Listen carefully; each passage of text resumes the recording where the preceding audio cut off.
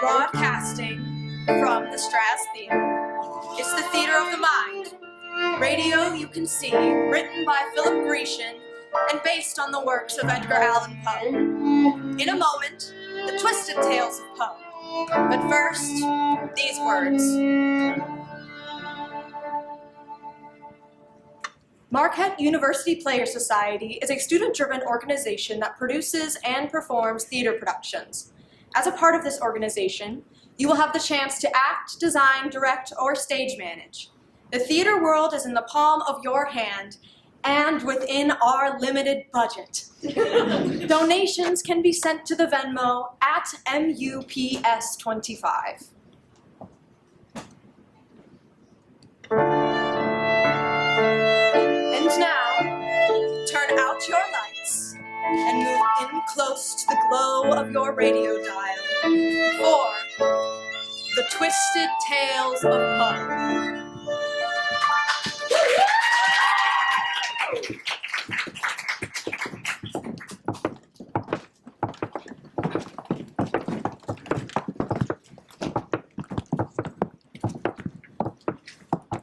What time is it? Why do you care? Why shouldn't I care? I do care. The women would know. Maybe. Anybody awake over there? What do you want? They are awake. Move up closer. Maybe we can see them. Hey, over there. What? Come up to the bars. Up in the corner, all of you. We can maybe see each other. Why not?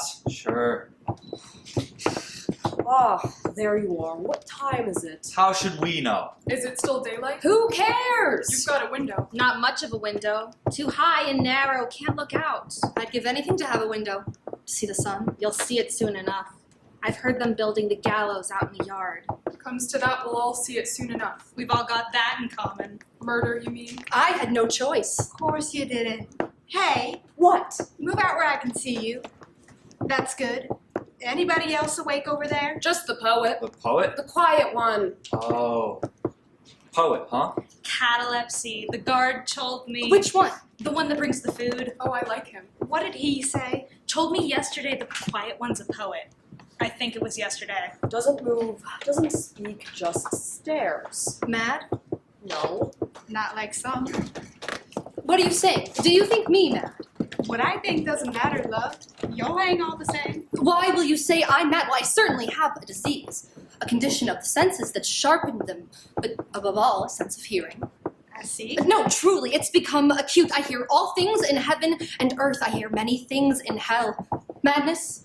No, it's my condition, my curse. Let me tell you how calmly I can tell my story. Like a person, not mad. Very well. It's impossible to say how the idea first came to me, but once it did, it haunted me. You hated him. No, I loved the old man. He had never wronged me. Then why did you kill him? Money? No, I never took money. It wasn't for his money. Then what? His eye. His eyes. But what?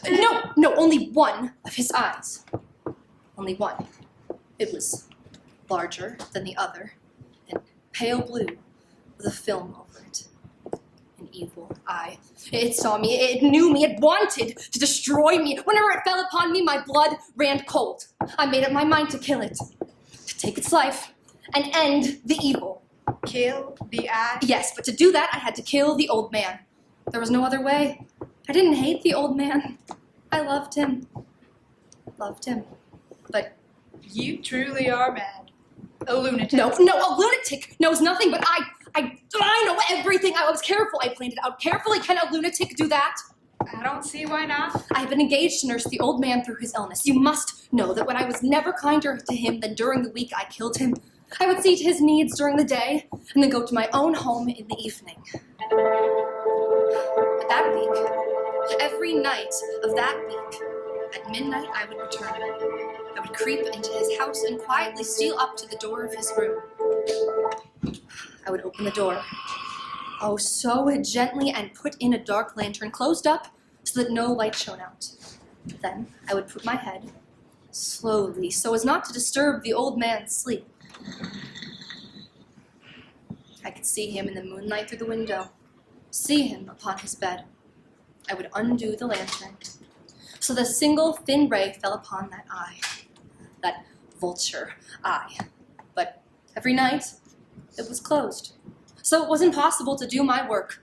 Your work? It wasn't the old man who vexed me. It was that eye, that evil eye. But for 5 nights, it was not there, you see. It was closed, asleep, and I was safe from it. Once I knew this, I would creep out, leave the house, and go to my own apartment. But every morning, then, I would go back into his house and into his chamber. Good morning. Ah, good morning, friend. And did you sleep well? Aye, tolerable well, thank you. Good, I brought you breakfast. No, I'll have a cup of tea. That'll be enough. Nonsense, I won't hear of it. Sit up. Oh, you have a good heart. You're so good to me. Let me fluff up your pillows then.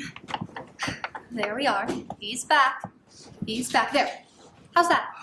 Excellent. It does my heart good to see how you care. Now, here's the tray.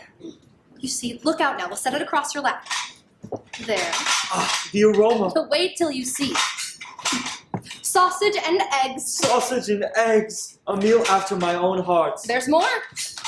Bread fresh from the oven, toasted and buttered. You bake this? I did. And churned the butter as well. You've gone to such trouble. It warms my heart to see how you look after me. And here. Oranges! And melon. Fresh from the market this morning. Melon, you fulfill my heart's every desire. And tea. Here you are. Just smell that. A breakfast fit for a king, eh? Aye, a hearty breakfast indeed. Of course. Eat it all. You must keep up your strength. I will take what you say to heart, my friends. Come back in an hour and there'll be not a single scrap left on the tray. Very good. Till then. Till then. You see, it was that way each morning after my midnight visits for a week. But then, on the 8th night, I came along the street, climbed the steps to his front door, and quickly, so as not to be seen by anyone on the street. Then up the stairs to his door. I was more than usually cautious in opening the door. I knew that this would be the night. I could feel it. He moved, as if startled. He awoke? Did you? Now, you may think I drew back, but no. His room was filled thick with darkness, for there was no moon. The light from the hallway? There was none, and my lantern was shuttered. I simply kept pushing on the door, slowly, for I knew he could not see it. And then, just as I was prepared to open the shutters of the lantern... Who's there? He was awake. Yes, but he could not see. For a whole hour, I did not move a muscle. He went back to sleep? I knew he was sitting up in bed, listening. I've done that. Awakened at night. Listened. But I was quiet. You see, would a lunatic have been quiet? Well, but you... Shh. What? Did you hear? Ooh. There it is again. You know what that is.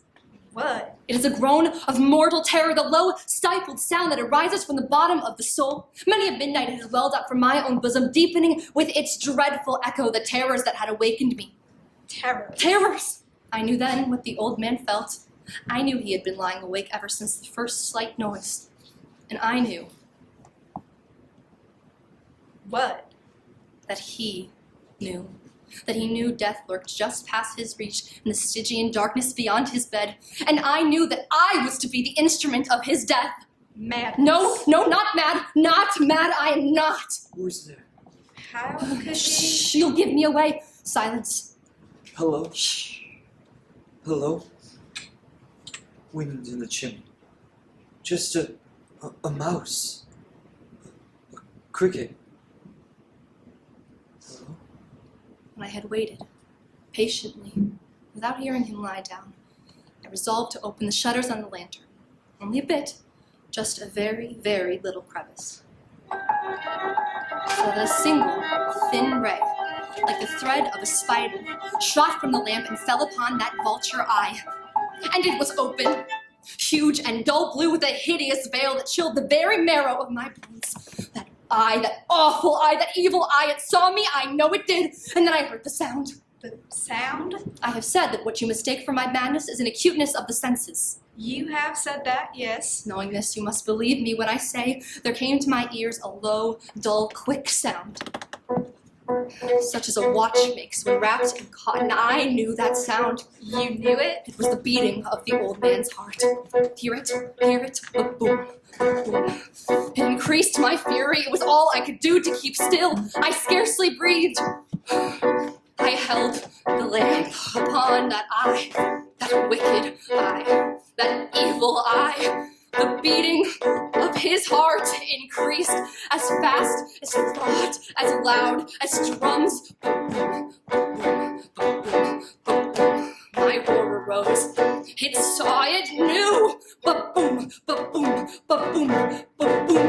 That evil eye, that foul tattoo. Ba-boom, ba-boom, ba-boom, ba-boom. I prayed the old man's heart would burst. Ba-boom, ba-boom, ba-boom, ba-boom. The eye, it sees my soul is cursed. Ba-boom, ba-boom, ba-boom, ba-boom. The window shattered, the walls come apart. Ba-boom, ba-boom, ba-boom, ba-boom. That evil eye, that horrible heart. Ba-boom, ba-boom, ba-boom, ba-boom. I hear it crash and throb and thrum. Ba-boom, ba-boom, ba-boom, ba-boom. The old man's hour had finally come. Whoa!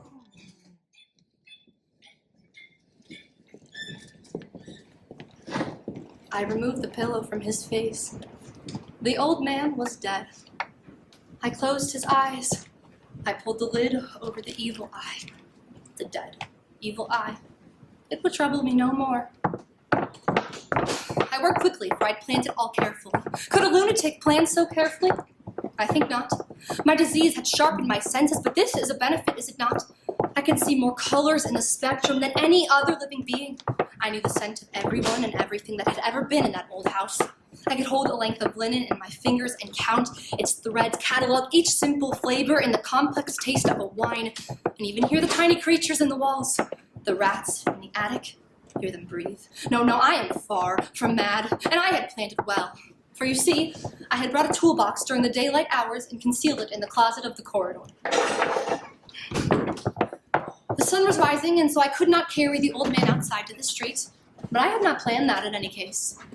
I dragged the old man to the bath and threw him into the tub, where I dismembered him. I stripped to the skin so as to avoid getting any blood on my clothing. I spread butcher's paper on the floor, and I spent the next several hours engaged in dissection. Legs, arms, head. Nice, neat packages. You see, I had planned everything. Does that sound like something a lunatic would do? I took up the flooring in the old man's chamber near the big window, which I'd been careful to cover, and I put pieces, each one carefully wrapped between the scantlings. And they fit as if the spaces had been built for them. And you see, again, more planning, more care. I neatly tucked the old man in, as I had done so many times before. And then I covered him with a counterpane of flooring, putting it all back as it had been. I replaced the boards so cleverly, so cunningly, so that no human eye, not even his, could have detected anything, even so close to the window where the sun shone in brightly. Then I gathered up the butcher's paper from the floor around the tub, taking care so as not to spill any of the blood, and I burned it in the fireplace. And the paper and blood incinerating and flying up the chimney and away, it was a good fire, a steady, healthy blaze. The old man would have liked it. He always enjoyed a cozy fire. I'm sorry he wasn't there to see it. When I had made an end to these labors, I went home. And slept? Deeply. And here's where I was clever, where I planned. Not something a lunatic would do. I knew that someone would miss the old man. There were those who knew that I was his caretaker and would be suspicious of me. Sooner or later, there'd be a report of a missing person. And who would be the most logical to file that report with the police, eh? Who? Well, you, but... Yes, and if I didn't do that, if the one person who saw the old man every day wasn't the one to report him missing, would that be very suspicious? It would, yes. Ah, so how can you call me mad? I reported him missing. You see, everything planned. I waited one full day and reported him missing. Then I went to his house and waited for the police. Ah, the police, correct? Yes, ma'am. I'm Inspector Telbo, and this is my associate, Officer Simpson. Ma'am? Yes, come in, come in. Now, ma'am, you say your employer has gone missing. Yes, I'm so worried he wasn't in his room when I came in this morning. His room? Yes, in his bed. And that's where you saw him last? In his bed? Yes, he was in his bed when I left last evening. I see. He isn't strong, you know. Simply crossing the room tires him. He spends most of his time in his bed. So He is ill? My employer is a man of advanced years and his health is not good. And he wasn't in his room this morning. No. And you've touched nothing? In the room? Yes. No. When I found that he was gone, I notified your offices immediately. Would you like to see the room? Please. Of course. This way. What is the nature of your employment, ma'am, if I may ask? I'm his caretaker. His nurse. His... But you don't live on the premises? No. Oh, no. Here we are. A very nice room, if I may say so. Yes, it is. These glass figures here on the bureau. Porcelain. Very valuable. Not likely to have been burglary. Indeed not. Please, gentlemen, be seated. Thank you, ma'am. I'll get a chair for myself and put it here, near the window. You've been through the house? Nothing missing? No, nothing. Here, sit here. And you touched nothing here before calling us? No, Nothing? nothing. No, nothing. The bed is made. Do you find that odd? Excuse me? The bed. Yes. It's been made. Well, yes. You touched nothing. No, nothing. I touched... What was that? What? You didn't... There it is again. Surely you heard that. No? I heard nothing. Ah, never mind then. It's gone now. Well, you said your master was bedridden Well, yes. and that he was easily fatigued. You have that note, Simpson? Yes, sir. He isn't strong, you know. Simply crossing the room tires him. He spends most of his time in his bed. Well, yes, quite so. And you said he was in his bed when you last saw him. I did? I'm not sure I said... Simpson? And that's when you saw him last in his bed? Yes, he was in his bed when I left last evening. Can't you hear that? I'm sorry? I asked if you could hear that. No? No. Simpson? No, sir. I would have sworn I... So you can imagine my confusion. Your confusion. Yes, the bed is made. I do much of the tidying up. I made the bed last night when I left. No, ma'am. He was in his bed when he left last evening. I've got it right down here in the book. Well, he was. I mean, I could have... It may mean nothing, Nothing? but the bed has been made. Yes. And when you last saw your master, he was Yes. lying in it. He was... I said... You don't... I never said that. I meant to say... Perhaps it would be best if you came back another... Oh, you must understand I'm overrun. Why will you not be gone? What can I do? Can't you hear it? You're mocking me, you suspect. You know, don't you? You know you are putting me through this agony.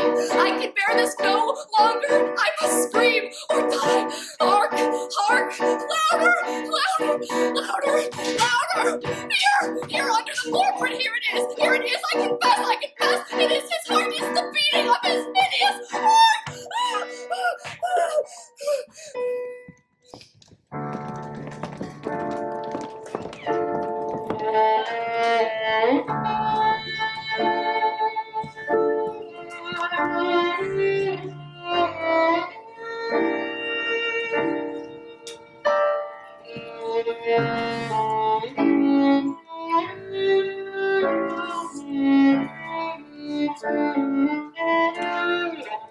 In a moment, after these words from one of our sponsors, we will return to the Marquette University Players Society production of The Twisted Tales of Poe.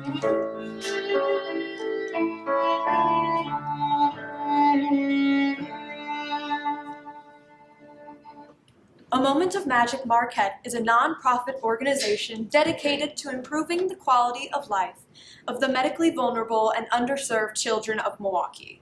Through the power of engaging in social wellness activities and by bringing their favorite characters to life, A Moment of Magic works to inspire children to be brave, strong, and fearless, and bring them the joy to just be a kid.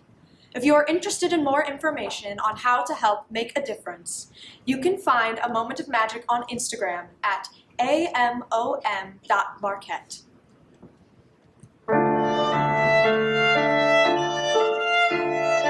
And now, we return to The Twisted Tales of Poe.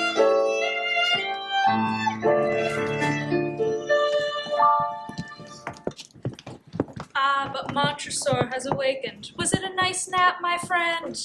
It was, yes. Some of us are telling our stories. Do you have a story for us? I am more sinned against than sinning. You didn't murder then? More correctly, I disposed of a pestilence, amputated a diseased portion from the body human. Your story. You must tell it. Tell your story. The 1,000 injuries of Fortunato I had borne as best I could, but when he ventured upon insults, I vowed revenge. Revenge? Revenge that could not be traced back to me. A wrong is not avenged when retribution overtakes its avenger.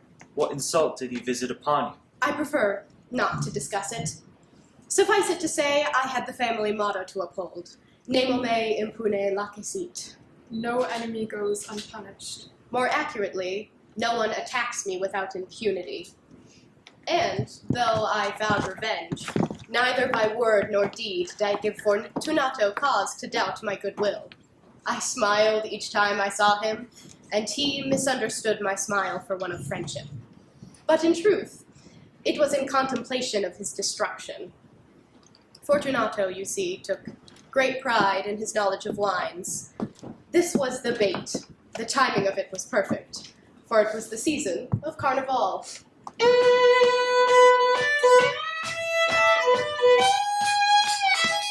The streets were full of costumed revelers, music and mirth, parades and pageants. The wine flowed in cataracts.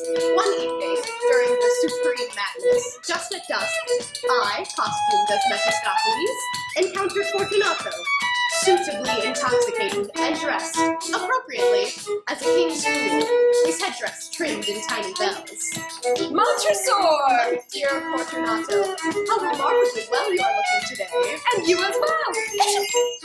You are ill? It's a slight cold. It is nothing. I can stay for the moment. I have an engagement. As do I. Yes, where are you off to? I have received a cask of left passes for Amontillado. Amontillado, ah! That is what the wine merchant told me in any case. Indeed. Amontillado. A cask? Impossible. You must have told me for not consulting you. I was fearful of losing the bargain. Amontillado. As I say, I have my doubts. Amontillado. And as I knew you were busy entertaining during the carnival season, I am on my way to consult with Lucchesi about it. Lucchesi? I have heard some say that his taste is a match for your own. Nonsense. Come, let us go. Oh? Go where? To your vaults. I must give my expert opinion on your Amontillado. I won't hear of it. You have an engagement, and I'm sure Lucchesi... I have no engagement.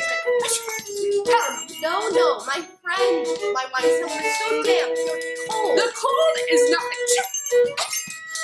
And Lucchesi cannot distinguish Amontillado from Amontillado. But A pretender to my throne. Come, take my arm and let us away to your palazzo. here we are, Fortunato. A moment while I find my key. Nonsense. I'll ring the bell. Your man will let us in. Not tonight, I fear, dear Fortunato. The servants are out. Ah, of course. Carnival. May God bless you. Thank you. Here's my key. Welcome to my home. Yes, where's your wine cellar? First, a small glass of port to toast our friendship. I don't. Please, here. Very well. To friendship. To friendship.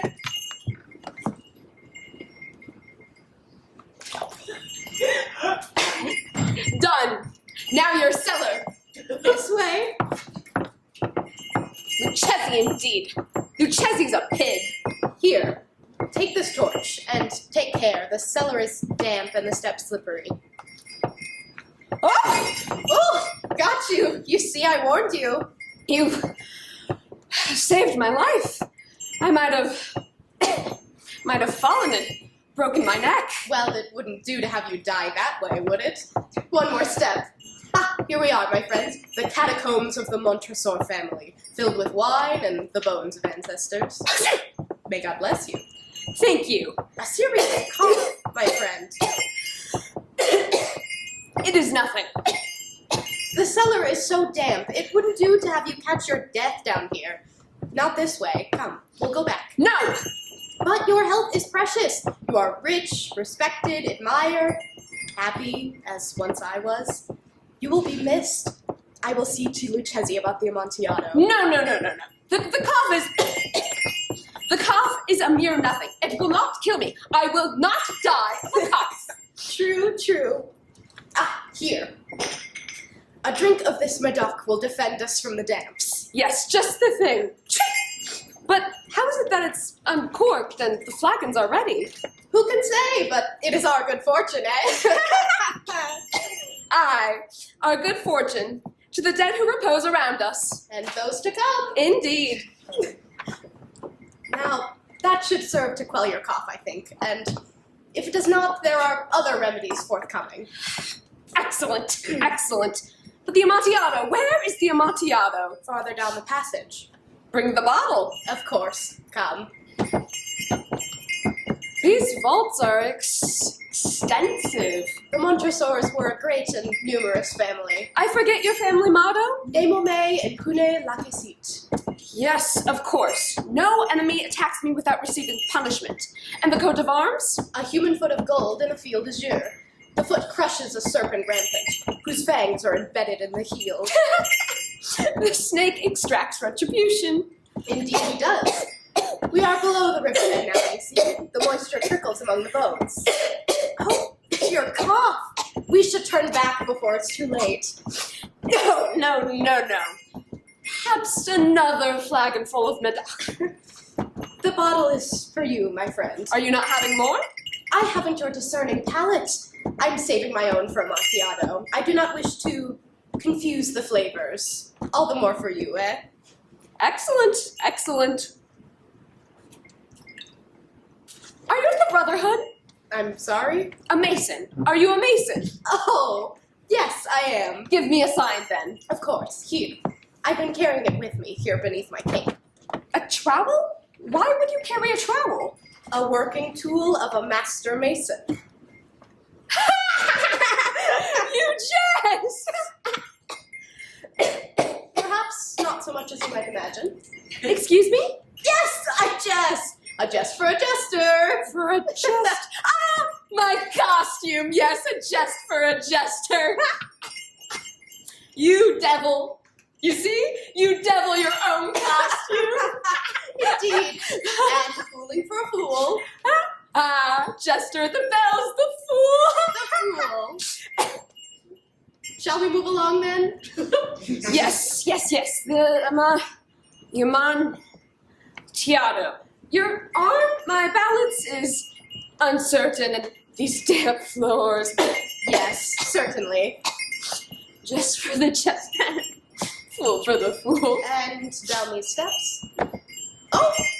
Careful now. Careful. Shh. Mustn't wake the dead. The dead will not wake, and we are deep enough that the living would never hear. Never hear. Ah, my torch burns low. There isn't much oxygen down here, you see, and the air is foul. Most foul. Amontillado? Just in here, into this small vault. You've hidden it well. Well, of course. Amontillado, after all. We shall see. Lucchesi. Oh, careful of bones. Piles of bones. The Amontillado.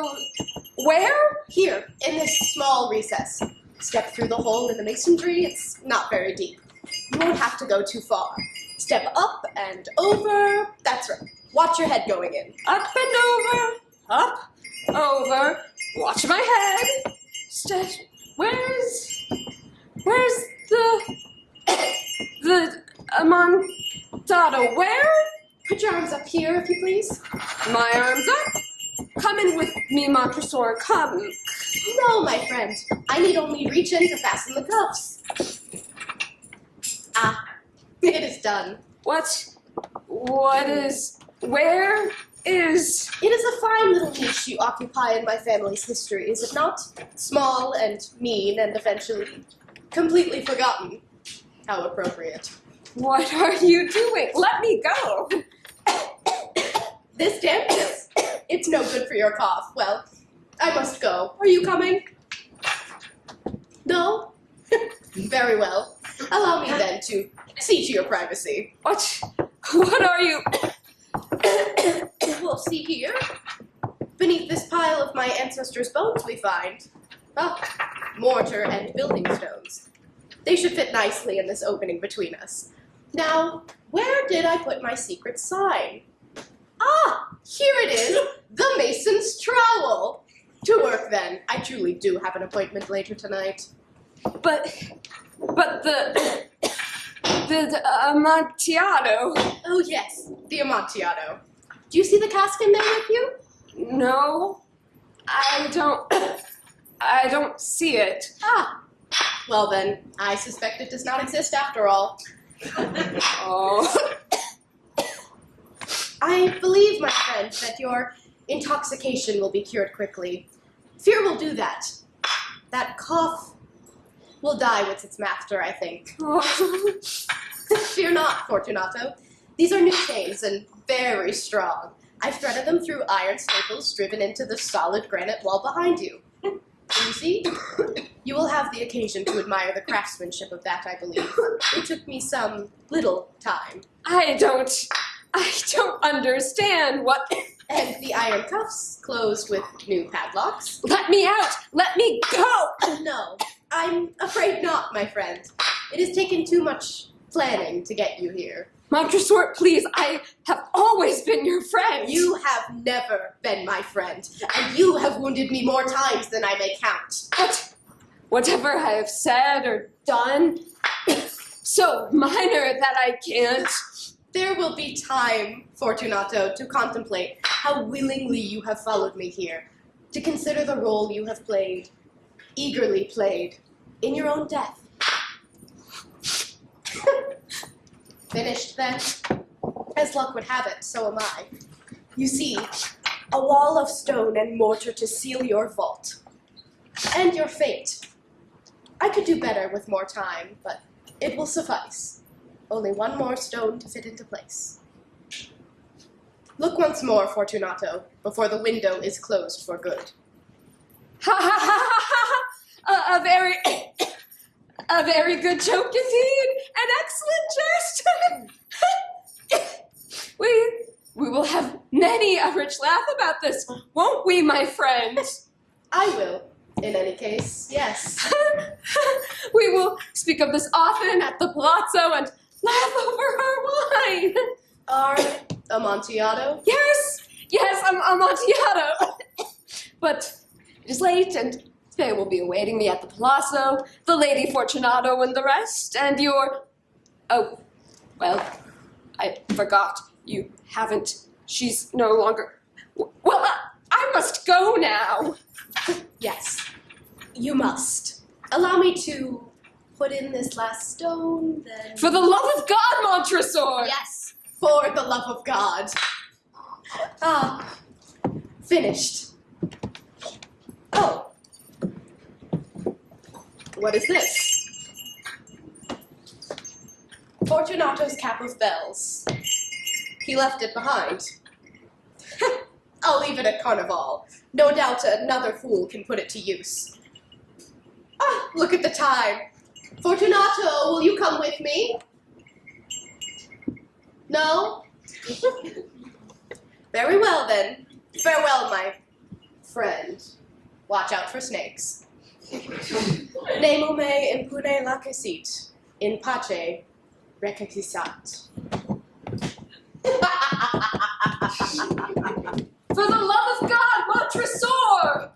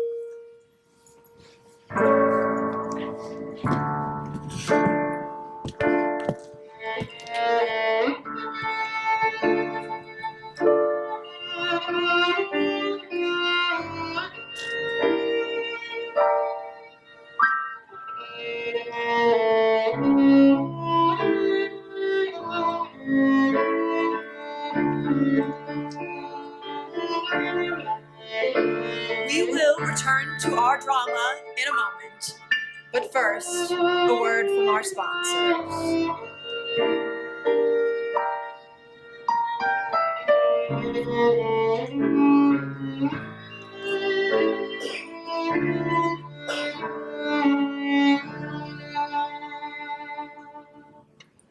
Dance Inc. is the largest dance organization on campus. With all student choreographers, the dancers take the lead to share their passion, ranging from all skill levels. Come join them for their spring performance, Dance Inc. in Bloom, on Saturday, May 2nd at 3 p.m. and Sunday, May 3rd at 11 a.m. For more information and to reserve your seat, follow at MU Dance Inc. on Instagram.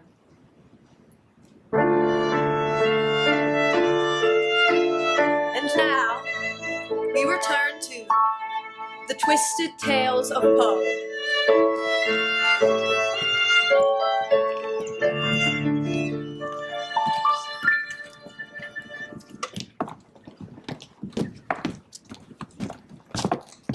So, Montresor, you still claim you didn't murder? I still claim it. The last time I saw Fortunato, he was alive. And? And when the authorities found him, some little time later, he was not. Seems we all get what we deserve in the end. Yes, Even you. even I. Doesn't talk much, that other one. The poet? Never. As I said, catalepsy. He hasn't told you his story then. Certainly not. He can't. Think there's anything going on behind his eyes? Perhaps he might be contemplating his future, reliving his past, imagining a present. Who can say what he's thinking? Locked away inside himself? Indeed. Who can say?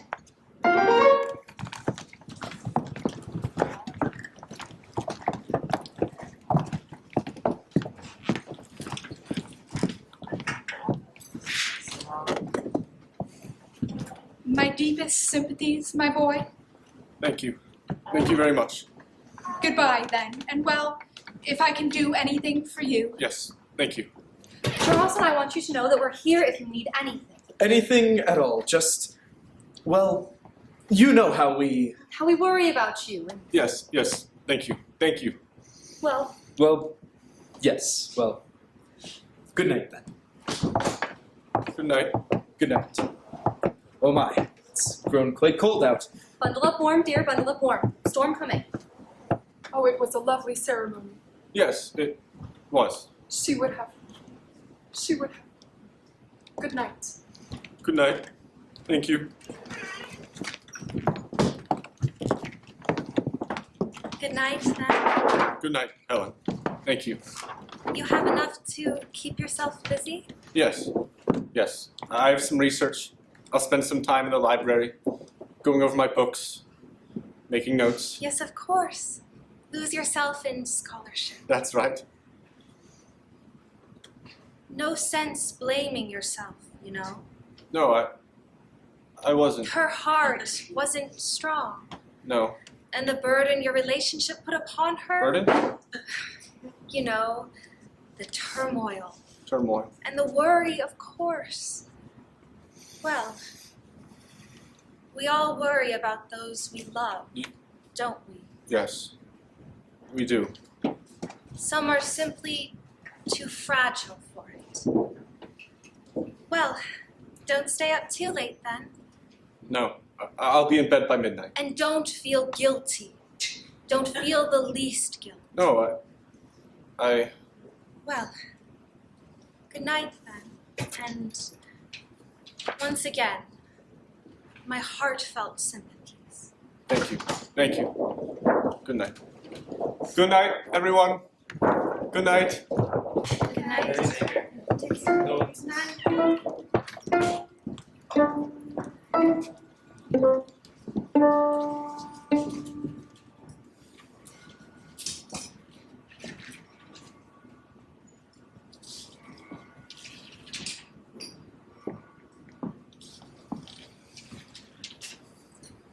Once, upon a midnight dreary, while I pondered, weak and weary, over many a quaint and curious volume of forgotten lore, while I nodded, nearly napping, suddenly there came a tapping, as of someone gently rapping at my chamber door.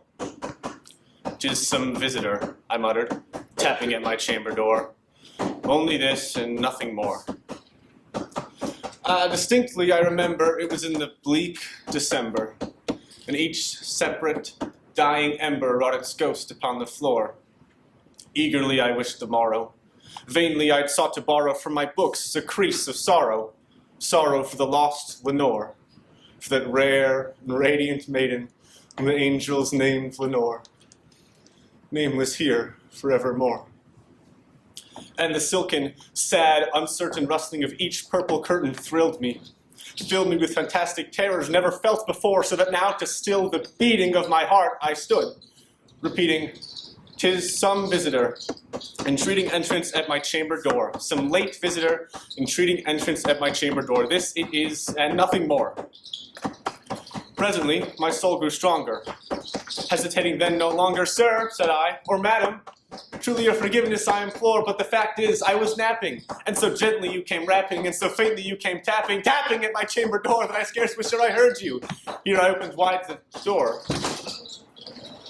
Darkness there, and nothing more. Deep into that darkness peering, long I stood there, wondering, fearing, doubting, dreaming dreams no mortal ever dared to dream before.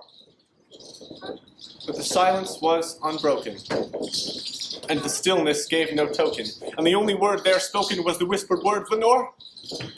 This I whispered, and an echo murmured back the word, Lenore. merely this, and nothing more. Back into the chamber turning, all my soul within me burning, soon again I heard a tapping somewhat louder than before. "Surely," said I, "surely that is something at my window lattice. Let me see then what thereat is, and this mystery explore. Let my heart be still a moment, and this mystery explore. 'Tis the wind, nothing more." Open here I flung the shutter, when with many a flirt and flutter in there stepped a stately raven of the saintly days of yore. Not the least obeisance made he, not a minute stopped or stayed he, but, with mien of lord or lady, perched above my chamber door, perched upon a bust of Pallas, just above my chamber door, perched and sat, and nothing more. Then, this ebony bird beguiling my sad fancy into smiling, by the grave and stern decorum of the countenance it wore. "Though thy crest be shorn and shaven, thou, I said, art sure no craven, ghastly grim and ancient raven, wandering from the nightly shore. Tell me what thy lordly name is on the night's Plutonian shore." Quoth the raven, Nevermore. "Nevermore?" Much I marveled this ungainly fowl to hear discourse so plainly. though its answer little meaning, little relevancy bore. For we cannot help agreeing that no living human being ever yet was blessed with seeing bird above his chamber door, bird or beast upon the sculptured bust above his chamber door with such name as Nevermore. But the raven, sitting lonely on the placid bust, spoke only that one word, as if his soul in that one word he did outpour. Nothing further than he uttered, not a feather than he fluttered, till I scarcely more than muttered, other friends have flown before. On the morrow he believed me, as my hopes have flown before. Then the bird said, Nevermore. Startled at the stillness broken by reply so aptly spoken. Doubtless, said I, what it utters is its only stock in store, caught from some unhappy master whom, on merciful disaster, followed fast and followed faster, till his songs one burden bore, till the dirges of his hope that melancholy burden bore of nevermore. But the raven, still beguiling all my fancy into smiling, straight I wheeled a cushioned seat in front of bird and bust and door.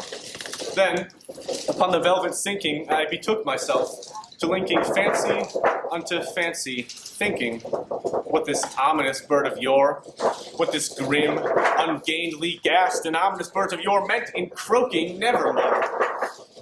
This I sat engaged in guessing, but no syllable expressing to the fowl whose fiery eyes now burned into my bosom's core.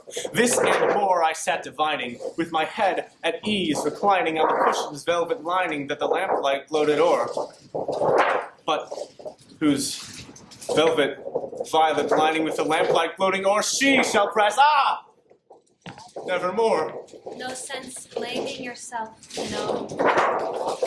Then, methought the air grew denser, perfumed from an unseen censer, swung by seraphim whose footfalls tinkled on the tufted floor. Wretch, I cried, thy God hath lent thee. By these angels he hath sent thee. Respite, and nepent thee from thy memories of Lenore. Quaff this kind nepenthe, and forget this lost Lenore. Quoth the raven, Nevermore. Her heart wasn't strong. Prophet, said I, thing of evil. Prophet still, if bird or devil, whether tempter sent or whether tempest tossed thee here ashore. Desolate, yet all undaunted, on this desert land enchanted, on this home by horror haunted. Tell me truly, I implore, is there balm in Gilead? Tell me, I implore. Quoth the raven, Nevermore. Nevermore. The excitement you brought to her. Prophet, said I, thing of evil, prophet still, if bird or devil, by that heaven that bends above us, by that God we both adore, tell this soul, with sorrow laden, if within the distant maiden it shall clasp the Satan maiden whom the angels named Lenore, clasp a rare and radiant maiden whom the angels named Lenore. Quoth the raven, Nevermore. Nevermore. Some are simply too fragile for it. Be that word our sign in parting, bird or fiend, I shrieked, upstarting. Get thee back into the tempest on the night's Plutonian shore. Leave no black plume as a token of that lie thy soul hath spoken. Leave thy loneliness unbroken. Quit the bust above my door. Take thy beak from out my heart, and take thy form from off my door! Quoth the raven, Nevermore. and the raven, never flitting, is sitting on the pallid bust of palace just above my chamber door. And his eyes have all the seeming of a demon's that is dreaming, and the lamplight orb streaming close to shadow on the floor. And my soul, from out that shadow that lies floating on the floor, shall be lifted nevermore.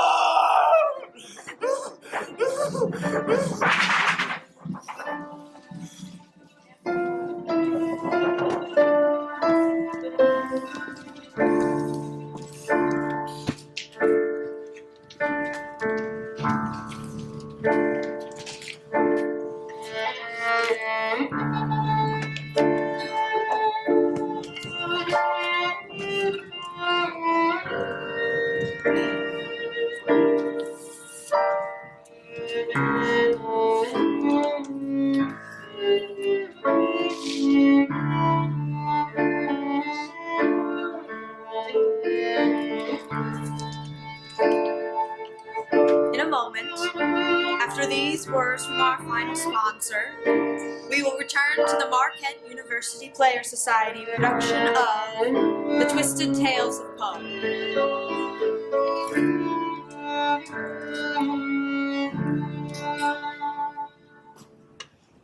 Marquette Filmmakers is a unique opportunity to write, act, direct, and student-led films. With semi-annual 24-hour film races, you are able to put together a team to produce a short film with a unique theme. To join up and find film opportunities on campus, follow at Marquette Filmmakers on Instagram.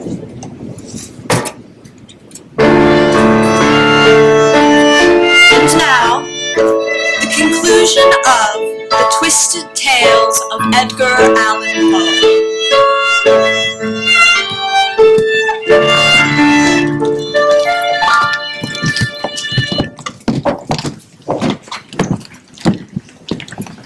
Here comes another one. Ours or yours? Can't tell. Your men are closer. Your cell is closer. Too far down the corridor.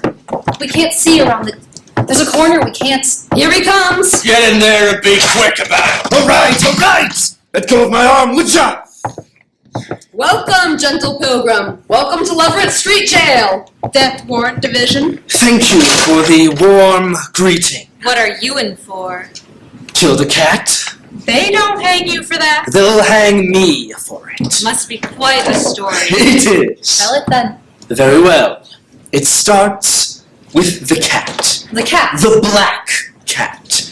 You see, I have always been especially fond of animals, and growing up, I always had a pet. I married early and was happy to find in my wife the same disposition. We had this cat, Pluto, large and beautiful, all black. The devil in disguise. Yes, so my wife said, and not without humor. Pluto followed me wherever I went around the house, but then I began to drink, and this changed my character. Your wife remained with you. She did. I cannot say why, for I could be dangerously violent. To my hay, down to my... Let me in, I'm home! To my ho, down, I'm home! Hey, down, ho, down, down, among the leaves. So, Where have you been? No.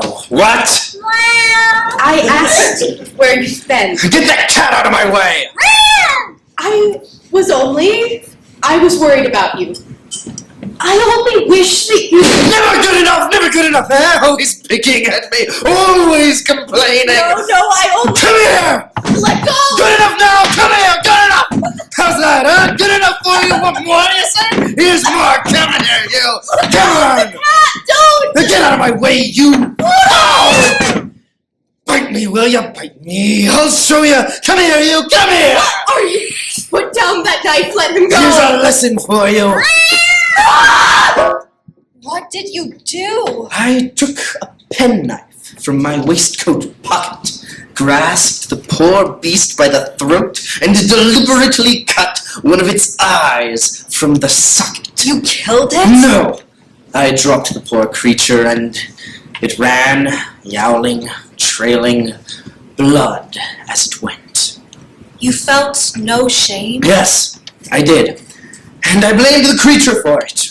Each evening thereafter, upon my return home, Pluto, who slowly recovered, would flee at my approach. At first I grieved over this, for he had once loved me. All too soon grief gave way to anger and loathing. The healing wound I'd inflicted upon him only reminded me of my own inner wounds, self-inflicted and festering. I couldn't stand the sight of him, and determined to end my torment. Haven't you done enough to the poor beast? Why can't you leave him alone? Because I don't care to, because it runs from me and it deserves a lesson. Must be here some... Cornered yourself, have you? Be careful, the drapery! Hell with the drapery, I just want the core. There now. What are you doing? You can't... I'm just making a little noose. That's me, Jack Ketch, the hangman. Here, now get your head right through here now. Gotcha! me, will ya? No, you don't pull it tight. There's a watch fob for ya. Look at him swing. Look at him kick. You're killing him! Out of Don't! my way. Where are you going? To the hangman's tree. No, stop! Here we are, then. Just throw it over the branch. No, please, no! Pluto, please don't! Pull it tight. Pluto! He had loved me, but my soul was black with rum, and I hated him for that love. I hung him because he loved me, and because he had so many times forgiven me for my cruelties, and because his love and forgiveness made me feel small and mean for my sins. I celebrated that night with more drink. Came home and fell asleep with my pipe between my teeth. I was aroused from sleep by the cry of fire! My bedclothes were in flames, the whole house was ablaze. My wife found a pathway through the inferno and then came back for me, saved me out of love. She was burned, though not badly, while I was unharmed. The destruction to the house was complete. My entire worldly wealth was gone. I resigned myself to despair. The next morning, I found a crowd picking through the smoldering remains.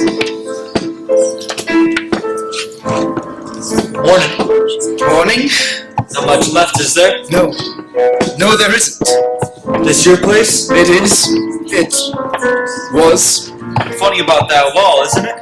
Wall. Over there. Can't see it from here. Too many people in the way. Never seen anything like it, though. What do you mean? Go look. Very well. Excuse me. May I come through? Excuse me. May I please get... Excuse me. Please, let me see. Let me through. Out of my way. Let me... Don't... This is my house! Your house, you say? Yes. How do you explain this, then? I don't know what you're talking about. What's everyone looking at over there? I can't see. Move aside, everyone, move aside! He's the owner of the thing.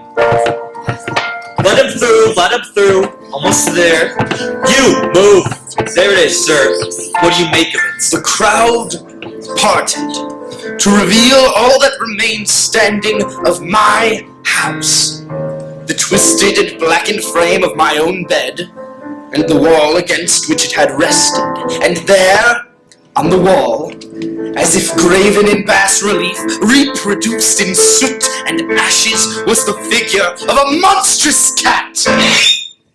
I beheld the apparition with wonder and terror. It was Pluto, clearly, a rope around his neck, a single eye, luminous, angry. You did this? No, it was never there before. So what then? I don't know. The cat had been hanged from a branch in the side garden. Hanged? Yes! I cannot say by whom, but it was there. As for this, I don't know what to think. Know what I think, sir? I think this fire was sparked by Satan's own furnace. I think Satan himself painted it. I think it's a warning. A warning? Yes, sir. A warning that he's coming. Who? Satan. To find the person who hanged his cat. Devil, he said that. Yes, he did. We quickly found another house, less splendid perhaps, though there was some trouble meeting the rent, for everything we owned had burned and much of our money went to drink. Then, as I sat up late one night, my attention was drawn to a deep blackness in the far corner. A shadow, I thought. And then it moved. Came forward and became a black cat. Fully as large as Pluto and resembling him in nearly every respect, even missing an eye. The same eye I'd dug from Pluto's face. A ghost? Well, one-eyed cats are hardly unique, eh? And while Pluto was all black, this cat had a large patch of white covering his breast. He came directly to me, rubbed against me, and curled up by my side. My wife took an immediate liking to the creature, and over the next number of days bonded strongly with it. Here, puss. Here, puss. What are you doing? Giving him a bowl of milk. We've hardly enough for ourselves. He's got to live too, doesn't he? Such a pretty pussycat. Yes, yes, he is. You see, he's happy. Look here, you can't. That's enough now. Oh, Mrs. Fitz. Mary, I've brought the cloth I spoke of. Oh, yes. I'll need a dress and 2 shirts from it by a week from Sunday. Yes, ma'am. Here, payment in advance. Oh, very generous. Thank you, Mrs. Pitts. I'll be back a week from Sunday. Bedloe. Mrs. Pitts. Good day, Mary. Good day. Old harridan. She's one of my best customers. If it weren't for the sewing, we wouldn't have a dime, and you know it. Here, puss, puss, puss. No, let it starve. Oh, look! What? The white marking on his breast. You see that? It's become sharper somehow. Your imagination. No, truly, it almost looks like... Oh! What? It looks like a gallows! It was exact. A perfect outline. Now the cat terrified me, filled me with growing horror, and it would not leave me alone, not even as I slept. I would awaken from dreams of unutterable fear to find the hot breath of the thing upon my face, its vast weight upon my chest, and eternally upon my heart, and it followed me everywhere. I had not a single moment's peace. Finally, it was my downfall for one day. Have you done chopping the wood? Yes. Took you some time. This old axe needs replacing. Haven't the money for it. I know that. Come with me to the cellar. We'll pick out potatoes for dinner and see if the plasterwork on the walls is drying yet. Very well. Hey, look up there! Careful! Damnable beast! You're going to! Have this then! The axe! No, no, you can't! Can't I? Then you have it! Mary? Mary!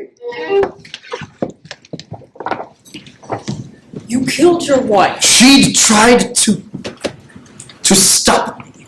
In a blinding rage, I had buried the axe in her brain. An accident. Who would believe it? I had to get rid of the body. I couldn't leave with it, for there was some danger of being seen.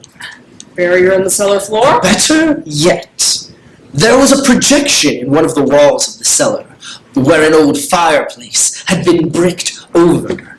Only the day before we had laid fresh plaster on the walls, but the dampness had prevented it from hardening quickly. Here, then, was the place to conceal her body. I grabbed a crowbar and a pint of rum and set to work.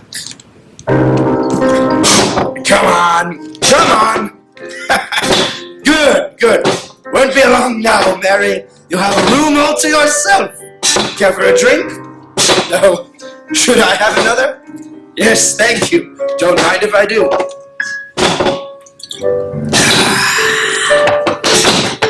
There's someone at the door upstairs.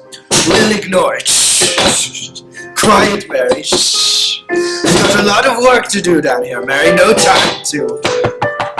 Loud enough to wake the dead. You awake, Mary? Shh. Don't wake, Mary. Best go see to it. I'm coming. Don't wake the dead. Don't wake the. Coming. Mr. Bedloe. Mrs. Pitts. And how are you this morning? It is evening, Mr. Bedloe, and I am fine. I've come for the sewing. Sewing? A dress and 2 shirts. Is Mary in? No, Mary is visiting relatives in Baltimore. She left them for me then. No. No, now that is singularly odd, Mr. Bedloe. Mary's been most reliable. I'll just come in. No, she didn't leave anything. She's visiting relatives. Is that blood on your shirt? Blood? Yes, I cut myself shaving. By the look of you, Mr. Bedloe, you haven't shaved. I cut myself shaving, I tell you. Now leave, go! Now, the opening large enough to... There. That should do it. Should fit. Up you go, Mary dear. There you are, Mary. There you are. In there, just like that. Get the leg in. Not enough room to lie you down. Then we'll stand you up. And there you are. Like that. Easy, Mary. There now. Lean back just like that. Oh, let me look. Move your arm. Oh, I forgot. I'll move it then. There we are. I must say, Mary, you've looked better. Almost done, Mary. Let's look about now. The axe. Take it with you, Mary.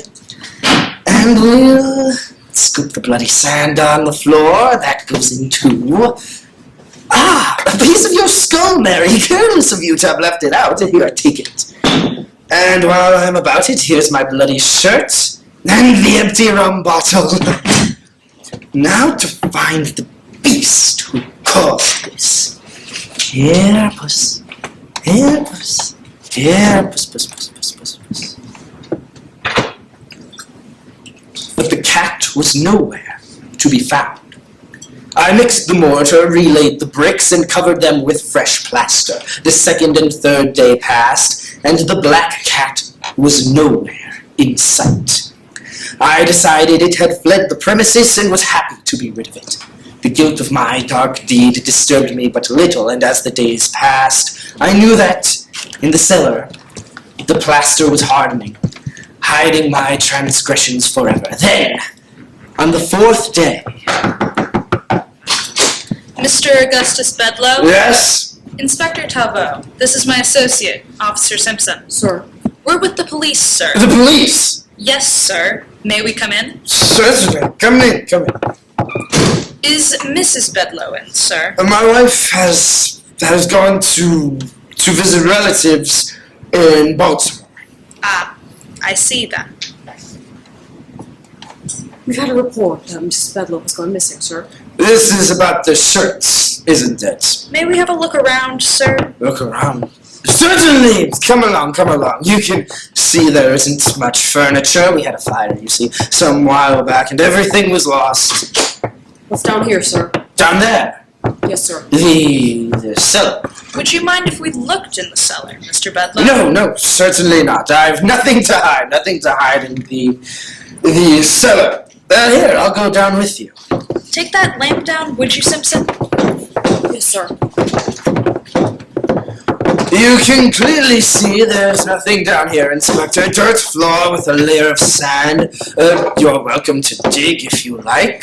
Why would we do that, Mr. Bedloe? No reason. Police work, I suppose. Digging for clues, as they say. You see anything here, Inspector? Officer Simpson? No, sir. Not much to see. Of course not. I'm happy then to have allayed your suspicions. So I wish you a very good day, gentlemen. A very good day and a very good life then. A good life full of health and good fortune. A life built on a solid foundation. I dare say a foundation as solid as the one upon which this house is built. Here, Officer Simpson, give me your nightstick. Oh, no, sir. I don't... Nonsense. I'll give it back. Here you are then. Observe the strength of these walls. Solid, you see? Solid as a... What's that? It's nothing. Hearing? No, it's not. It's not what you think. It's not. Simpson! It's behind that wall! Take it down!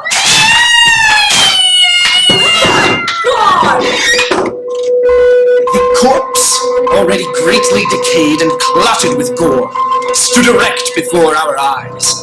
Upon its head, with red, extended mouth and solitary eye of fire, sat a hideous beast whose craft had seduced me into murder and whose screeching had consigned me to the hangman. I had walled the monster within the tomb.